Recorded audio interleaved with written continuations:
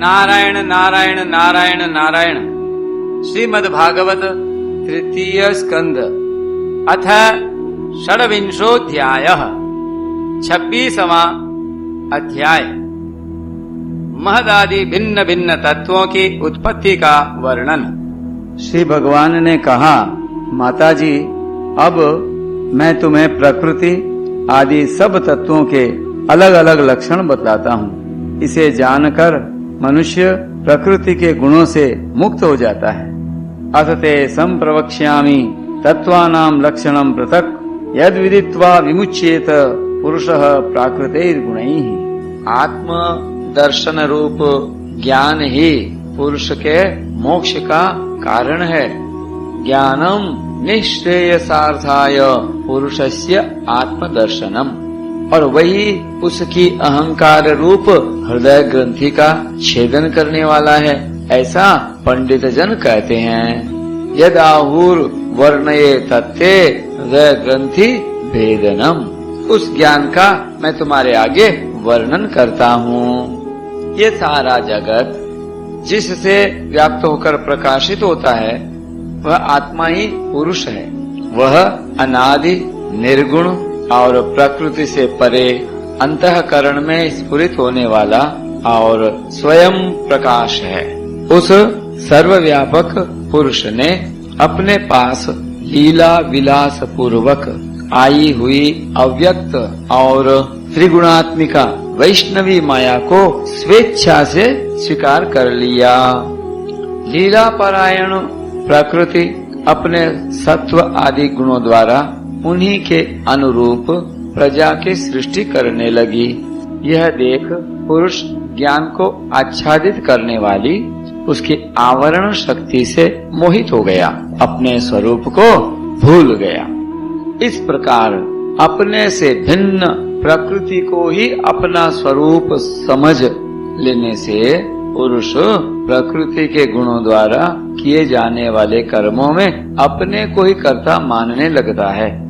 इस कर्तृत्व अभिमान से ही अकर्ता, स्वाधीन, साक्षी और आनंद स्वरूप पुरुष को ये जन्म मृत्यु रूप बंधन एवं परतंत्रता की प्राप्ति होती है। जय हो।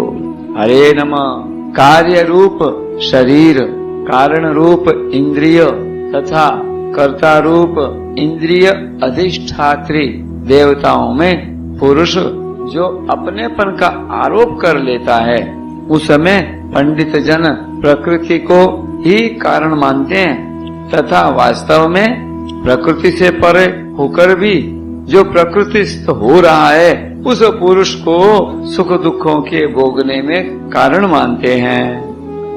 देवहूति ने कहा, पुरुषोत्तम, इस विश्व के स्थूल सूक्ष्म कार्य जिनके स्वरूप हैं तथा जो इसके कारण हैं, उन प्रकृति और पुरुष का लक्षण भी आप मुझसे कहिए।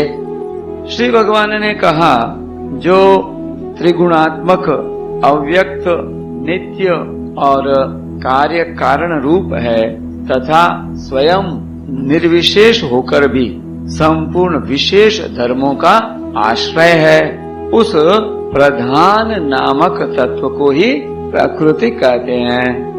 5 महाभूत, 5 तन्मात्रा, 4 अंतःकरण और 10 इंद्रिय, इन 24 तत्वों के समूह को विद्वान लोग प्रकृति का कार्य मानते हैं।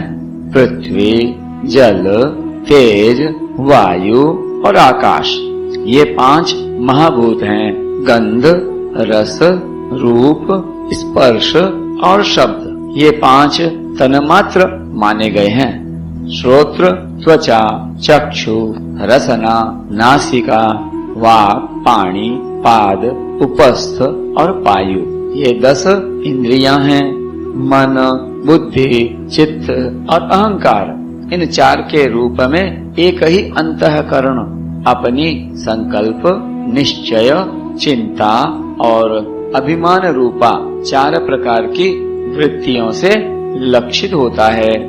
इस प्रकार तत्वज्ञानी पुरुषों ने सगुण ब्रह्म के सन्निवेश स्थान इन 24 तत्वों की संख्या बतलाई है। इनके सिवा जो काल है वह 25वां तत्व है। कुछ लोग काल को पुरुष से भिन्न तत्व न मानकर पुरुष का प्रभाव अर्थात ईश्वर की संहार काजिनी शक्ति बताते हैं, जिससे माया के कार्य रूप देह आदि में आत्मत्व का अभिमान करके अहंकार से मोहित और अपने को कर्ता मानने वाले जीव को निरंतर भय लगा रहता है। मनुपुत्री जिनकी प्रेरणा से गुणों की साम्यावस्था रूप निर्विशेष प्रकृति में गति उत्पन्न होती है, वास्तव में वे पुरुष रूप भगवान ही काल कहे जाते हैं। इस प्रकार जो अपनी माया के द्वारा सब प्राणियों के भीतर जीव रूप से और बाहर काल रूप से व्याप्त हैं, वे भगवान ही 25वें तत्व हैं। जब परम पुरुष परमात्मा ने जीवों के अदृष्टवश क्षोभ को प्राप्त हुई संपूर्ण जीवों की उत्पत्ति स्थान रूपा अपनी माया में चित शक्ति रूप वीर्य स्थापित किया, तो उससे तेजोमय महत्त्व उत्पन्न हुआ। लय विक्षेप आदि रहित तथा जगत के अंकुर रूप इस महत तत्व ने अपने में स्थित विश्व को प्रकट करने के लिए अपने स्वरूप को आच्छादित करने वाले प्रलयकालीन अंधकार को अपने ही तेज से पी लिया। जो सत्व गुणमय स्वच्छ शांत और भगवान की उपलब्धि का स्थान रूप चित्त है, वही महत तत्व है और उसी को वासुदेव कहते हैं। जिसे अध्यात्म में चित्त कहते हैं, उसी को अधिभूत में महत्त्व कहा जाता है। चित्त में अधिष्ठाता क्षेत्रज्ञ और उपास्य देव वासुदेव हैं। इसी प्रकार अहंकार में अधिष्ठाता रुद्र और उपास्य देव संकर्षण हैं। बुद्धि में अधिष्ठाता ब्रह्मा और उपास्य देव प्रद्युम्न हैं, तथा मन में अधिष्ठाता चंद्रमा और उपास्य देव अनिरुद्ध हैं। जिस प्रकार पृथ्वी आदि अन्य पदार्थों के संसर्ग से पूर्व जल अपनी स्वाभाविक अवस्था में फेन तरंग आदि रहित अवस्था में अत्यंत स्वच्छ विकार शून्य एवं शांत होता है, उसी प्रकार अपनी स्वाभाविक अवस्था की दृष्टि से स्वच्छत्व अविकारित्व और शांतत्व ही वृत्तियों सहित चित्त का लक्षण कहा गया है। तदनंतर भगवान की वीर्य रूप चित शक्ति से उत्पन्न हुए महत्त्व के विकृत होने पर उससे क्रिया शक्ति प्रधान अहंकार उत्पन्न हुआ। वह वैकारिक तेजस और तामस भेद से 3 प्रकार का है। उसी से क्रमशः मन, इंद्रियों और पंच महाभूतों की उत्पत्ति हुई। इस भूत, इंद्रिय और मन रूप अहंकार को ही पंडित जन साक्षात संकर्षण नामक सहस्र सिर वाले अनंत देव कहते हैं। अनंत देव भगवान की जय, संकर्षण भगवान की जय। इस अहंकार का देवता रूप से कर्तृत्व, इंद्रिय रूप से करणत्व और पंचभूत रूप से कार्यत्व ये लक्षण है, तथा सत्व आदि गुणों के संबंध से शांतत्व, घोरत्व और मूढ़त्व भी इसी के लक्षण हैं। उपर्युक्त 3 प्रकार के अहंकार में से वैकारिक अहंकार के विकृत होने पर उससे मन हुआ, जिसके संकल्प विकल्पों से कामनाओं की उत्पत्ति होती है। यह मनस तत्व ही इंद्रियों के अधिष्ठाता अनिरुद्ध के नाम से प्रसिद्ध है।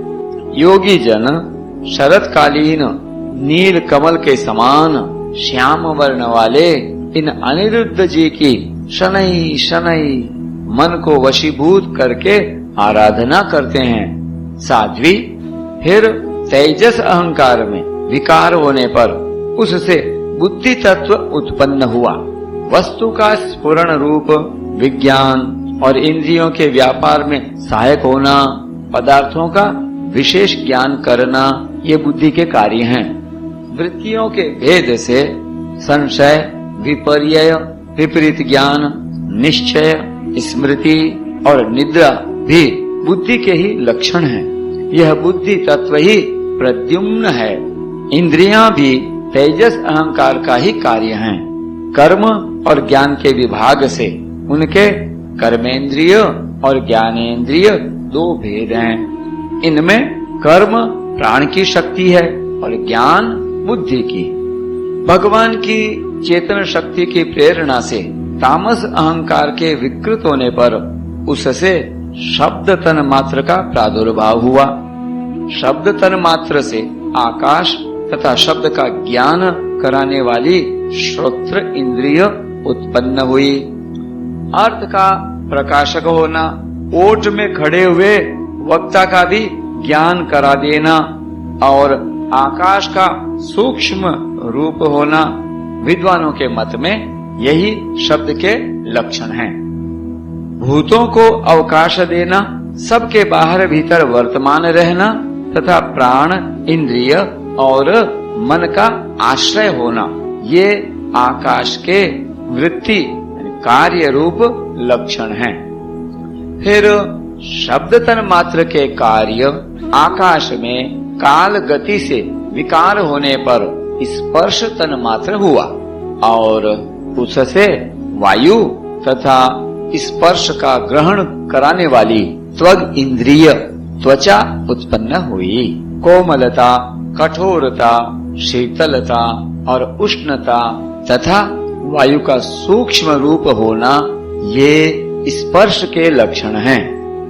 वृक्ष की शाखा आदि को हिलाना, तृण आदि को इकट्ठा कर देना, सर्वत्र पहुंचना, गंध आदि युक्त द्रव्य को घ्राण आदि इंद्रियों के पास तथा शब्द को श्रोत्र इंद्रिय के समीप ले जाना तथा समस्त इंद्रियों को कार्य शक्ति देना, ये वायु की वृत्तियों के लक्षण हैं। तदनंतर दैव की प्रेरणा से स्पर्श तन्मात्र विशिष्ट वायु के विकृत होने पर उससे रूप तन्मात्र हुआ तथा उससे तेज और रूप को उपलब्ध कराने वाली नेत्र इंद्रिय का प्रादुर्भाव हुआ।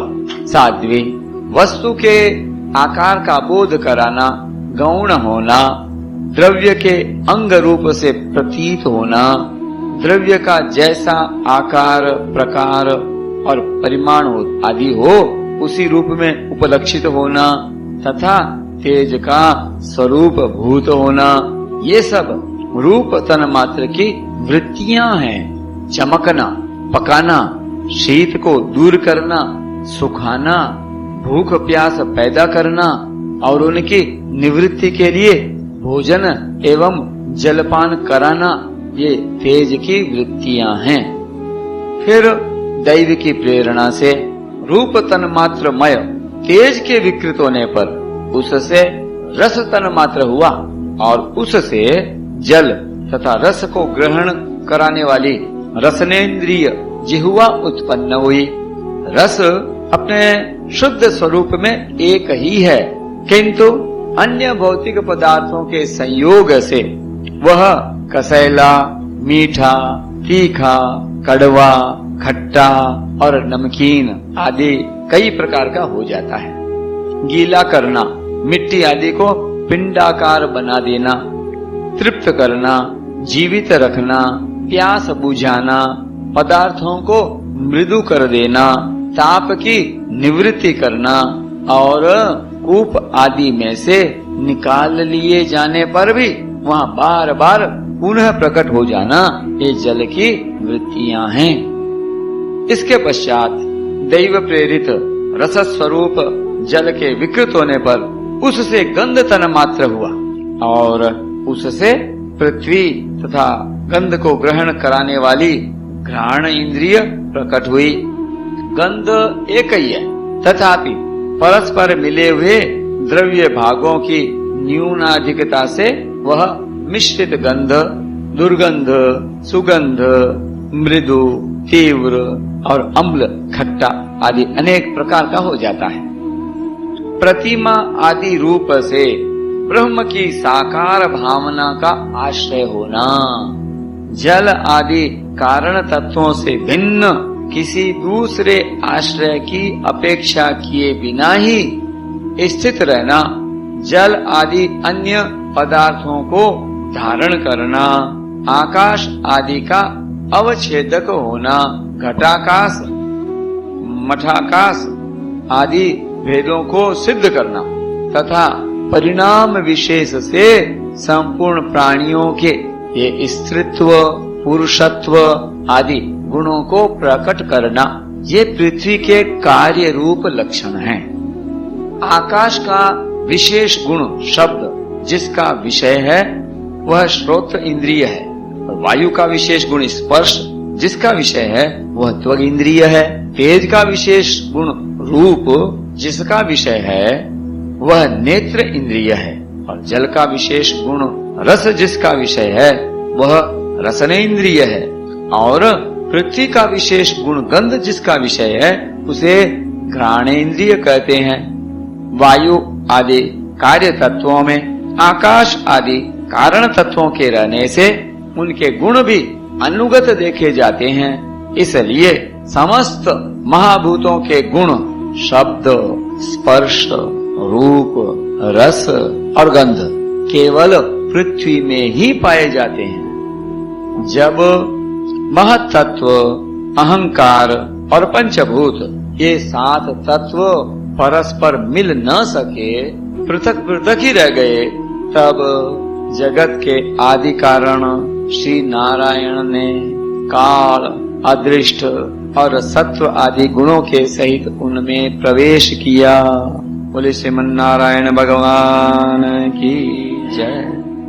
फिर परमात्मा के प्रवेश से क्षुब्ध और आपस में मिले हुए उन तत्वों से एक जड़ अंड उत्पन्न हुआ, और उस अंड से इस विराट पुरुष की अभिव्यक्ति हुई। इस अंड का नाम विशेष है, इसी के अंतर्गत श्री हरि के स्वरूप भूत 14 भुवनों का विस्तार है। यह चारों ओर से क्रमशः एक दूसरे से 10 गुणे जल, अग्नि, वायु, आकाश, अहंकार और महत्तत्व इन 6 आवरणों से घिरा हुआ है। इन सब के बाहर 7वां आवरण प्रकृति का है। कारणमय जल में स्थित उस तेजोमय अंड से उठकर उस विराट पुरुष ने पुनः उसमें प्रवेश किया, और फिर उसमें कई प्रकार के एक छिद्र किए। सबसे पहले उसमें मुख प्रकट हुआ, उससे वाग इंद्रिय, और उसके अनंतर वाक का अधिष्ठाता अग्नि उत्पन्न हुआ। फिर नाक के छिद्र नथुने प्रकट हुए, उनसे प्राण सहित घ्राणेन्द्रिय उत्पन्न हुई। घ्राण के बाद उसका अधिष्ठाता वायु उत्पन्न हुआ। तत्पश्चात नेत्र गोलक प्रकट हुए, और उनसे प्राण सहित उनसे चक्षु इंद्रिय प्रकट हुई, और उसके अनंतर उसका अधिष्ठाता सूर्य उत्पन्न हुआ। फिर कानों के छिद्र प्रकट हुए, उनसे उनकी इंद्रिय श्रोत्र और उस अभिमानी दिग्देवता प्रकट हुए। इसके बाद उस विराट पुरुष के त्वचा उत्पन्न हुई, उससे रोम, मूंछ, दाढ़ी तथा सिर के बाल प्रकट हुए, और उनके बाद त्वचा की अभिमानी औषधियां, अन्न आदि उत्पन्न हुई। इसके पश्चात लिंग प्रकट हुआ, उससे वीर्य, और वीर्य के बाद लिंग का अभिमानी आपोदेव जल उत्पन्न हुआ। फिर गुदा प्रकट हुई, उससे अपान वायु, और अपान के बाद उसका अभिमानी लोगों को भयभीत करने वाला मृत्यु देवता उत्पन्न हुआ। तदनंतर हाथ प्रकट हुए, उनसे बल, और बल के बाद हस्त इंद्रिय का अभिमानी इंद्र उत्पन्न हुआ। फिर चरण प्रकट हुए, उनसे गति, गमन की क्रिया और फिर पादेंद्रिय का अभिमानी विष्णु देवता उत्पन्न हुआ। विष्णु भगवान की जय। विष्णु भगवान का निवास स्थान चरण है। इसी कारण जब विराट पुरुष के नाड़ियां प्रकट हुई तो उनसे रुधिर उत्पन्न हुआ और उससे नदियां हुई। फिर उसके उदर पेट प्रकट हुआ, उससे क्षुधा पिपासा की अभिव्यक्ति हुई और फिर उदर का अभिमानी समुद्र देवता उत्पन्न हुआ। तत्पश्चात उसके हृदय प्रकट हुआ और हृदय से मन का प्राकट्य हुआ। मन के बाद उसका अभिमानी देवता चंद्रमा हुआ। फिर हृदय से ही बुद्धि और उसके बाद उसका अभिमानी ब्रह्मा हुआ। तत्पश्चात अहंकार और उसके अनंतर उसका अभिमानी रुद्र देवता उत्पन्न हुआ। इसके बाद चित्त और उसका अभिमानी क्षेत्रज्ञ प्रकट हुआ। जब ये क्षेत्रज्ञ के अतिरिक्त सारे देवता उत्पन्न होकर भी विराट पुरुष को उठाने में असमर्थ रहे तो उसे उठाने के लिए क्रमशः फिर अपने अपने उत्पत्ति स्थानों में प्रविष्ट होने लगे। अग्नि ने वाणी के साथ मुख में प्रवेश किया, परंतु इससे विराट पुरुष नहीं उठा। वायु ने घ्राणेन्द्रिय के सहित नासा छिद्रों में प्रवेश किया, फिर भी विराट पुरुष नहीं उठा। सूर्य ने चक्षु के सहित इंद्रियों में प्रवेश किया, तब भी विराट पुरुष न उठा। दिशाओं ने श्रवणेन्द्रिय के सहित कानों में प्रवेश किया, तो भी विराट पुरुष न उठा। औषधियों ने रोमों के सहित त्वचा में प्रवेश किया, फिर भी विराट पुरुष न उठा। जल ने वीर्य के साथ लिंग में प्रवेश किया, तब भी विराट पुरुष न उठा। मृत्यु ने अपान के साथ गुदा में प्रवेश किया, फिर भी विराट पुरुष न उठा। इंद्र ने बल के साथ हाथों में प्रवेश किया, परंतु इससे भी विराट पुरुष न उठा। विष्णु ने गति के सहित चरणों में प्रवेश किया, तो भी विराट पुरुष न उठा। नदियों ने रुधिरों के सहित नाड़ियों में प्रवेश किया, तब भी विराट पुरुष न उठा। समुद्र ने क्षुधा पिपासा के सहित उदर में प्रवेश किया, फिर भी विराट पुरुष न उठा। चंद्रमा ने मन के सहित हृदय में प्रवेश किया, तो भी विराट पुरुष न उठा। ब्रह्मा ने बुद्धि के सहित हृदय में प्रवेश किया, तब भी विराट पुरुष न उठा। रुद्र ने अहंकार के सहित उसी हृदय में प्रवेश किया, तो भी विराट पुरुष न उठा।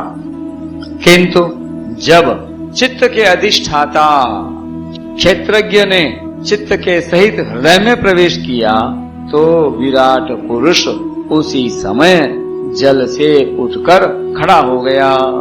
जिस प्रकार लोक में प्राण, इंद्रिय, मन और बुद्धि आदि चित्त के अधिष्ठाता क्षेत्रज्ञ की सहायता के बिना सोए हुए प्राणी को अपने बल से नहीं उठा सकते, उसी प्रकार विराट पुरुष को भी वे क्षेत्रज्ञ परमात्मा के बिना नहीं उठा सके।